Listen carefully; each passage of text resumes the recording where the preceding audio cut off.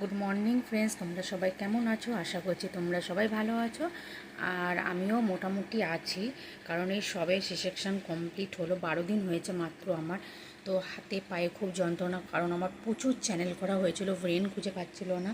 তো দেখতেই পাচ্ছ চারিদিক দিয়ে আমার চ্যানেল করা হয়েছিল। প্রথমে এখানে, তারপরে এই জায়গাটা ফুলে গেছিলো একদম পুরো, তারপরে এখান থেকে বাদ দিয়ে আবার এখানে করেছিল, এই জায়গাটাও ফুলে গেছিলো, তারপরে আবার এখানে করেছিল।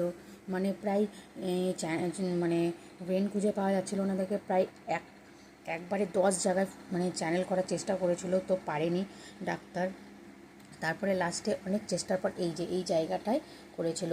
প্রায় মনে হয় আমাকে এখানে চ্যানেল করা হয়েছিল প্রায় মনে হয় 15-20 বার। তো ফোটানো হয়েছিল। তো বলো, তোমরাই বলো কীরকম, কতটা কষ্ট। মানে যখন এই জায়গাটায় চ্যানেলটা করে তখন কতখানি কষ্ট হয়। সেই জায়গায় আমাকে 10 বার করে চ্যানেল করা হয়েছিল। তো ভীষণই কষ্ট হয়েছিল। তো কি করব বলো, যখন বাচ্চার মুখটা দেখলাম তখন সেই কষ্টটা দূর হয়ে গেছিলো। তো এই যে এখানটায় দেখো করা হয়েছিল চ্যানেল। ভালো বোঝা যাচ্ছে না অবশ্য, মানে 12 দিন হয়ে গেছে, তো আস্তে আস্তে এটা রিকভার হচ্ছে, ফোলা ভাবটাও কমছে থাম্বু ভাব দিয়ে দিয়ে। তো এই জায়গাটায় বোঝা যাচ্ছে না, এখানটা তো।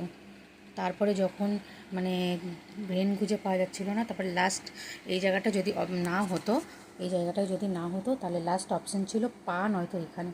তো যাই হোক, ভগবানের ইচ্ছা এখানটা হয়ে গেছে। চ্যানেলে ইঞ্জেকশানগুলো দেওয়া হয়েছিল। তো তারপর আস্তে আস্তে আমি রিকভার করলাম। এই যে এখন বাড়িতে বসে আছি, এখন একটু সুস্থ বোধ করছি তোমাদের সবার আশীর্বাদে। ভীষণ গরম, কারেন্টটা অফ, তো দেখতেই পাচ্ছ ঘেমে যাচ্ছে। যেই মেয়ে আগে সামান্য একটা ইঞ্জেকশান নিতে ভয় পেত, সে এখন দেখো একবারে 10 জায়গায় চ্যানেল করলেও সে ভয় পায় না।